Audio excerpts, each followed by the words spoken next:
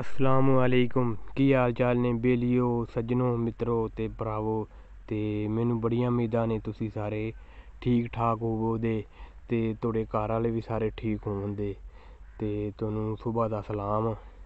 ਤੇ ਆਪਣੀ ਗੱਲ ਚੱਲ ਰਹੀ ਸੀ ਕਿਤੇ ਆਲੂਆਂ ਤੇ। ਕੱਲ ਮੈਂ ਤੁਹਾਨੂੰ ਦੱਸ ਰਿਹਾ ਸਾਂ ਵੀ ਆਲੂ ਕਿਦੋਂ ਲਾਉਣੇ ਚਾਹੀਦੇ ਨੇ ਤੇ ਕਿਦੋਂ ਪੱਟ ਲਈਦੇ ਨੇ, ਤੇ ਉਹ ਗੱਲ ਆਪਾਂ ਅੱਗੇ ਵਧਾਣੇ।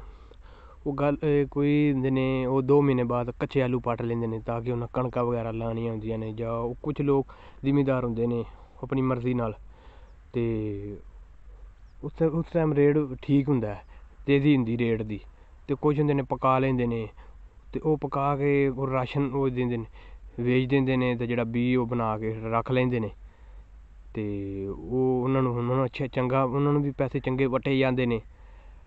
ਅਤੇ ਇਸ ਤਰ੍ਹਾਂ ਫਿਰ ਉਹ ਹੁੰਦਾ।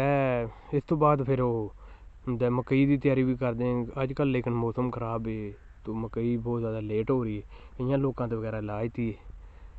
ਅਤੇ ਆਲੂ ਦਾ ਹੁਣ ਰੇਟ ਠੀਕ ਹੈ ਤਕਰੀਬਨ ਪਾਕਿਸਤਾਨ 'ਚ, ਇੰਡੀਆ ਦਾ ਤਾਂ ਨਹੀਂ ਮੈਨੂੰ ਪਤਾ। ਅਤੇ ਚਲੋ ਕੋਈ ਨਹੀਂ, ਅੱਲਾ ਸਭ ਨੂੰ ਖੈਰ ਕਰੇ। ਅਤੇ ਠੰਡ ਵੀ ਬੜੀ ਹੈ, ਅਤੇ ਬਸ ਮੈਂ ਦੇ ਵੀ 15 ਜਨਵਰੀ ਤੋਂ بعد موسم ٹھیک ہو جائے گا۔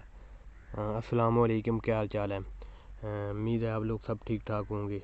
جیسے ہماری بات چل رہی تھی آلو پر، تو آلو کب لگایا جاتا ہے، کب کاٹ لیا جاتا ہے، تو میں بات کر رہا تھا بھی آلو کو تقریباً 2 ماہ بعد بھی وہ کچے ہوتے ہیں، وہ ریٹ بہتر ہوتا ہے۔ جنہوں نے گندم وغیرہ بونی ہوتی ہے تو وہ جلدی کاٹ دیتے ہیں، لیکن کچھ لوگ وہ پک جاتے ہیں، پک جانے وہ فائدہ ہوتا ہے بھی راشن وغیرہ وہ منڈی میں بیچ دیتے ہیں اور ان کا بیج بھی ان کو حاصل ہو جاتا ہے۔ تو اسی طرح یہ کرتے ہیں۔ تو اس کے بعد پھر وہ مکی بھی لگانی ہوتی ہے۔ مکی آج کل آپ کو بس سردی ہے تو کئیوں نے تو لگا دی، لیکن وہ اس کا پودا بیج بہت لیٹ باہر آئے گا۔ تو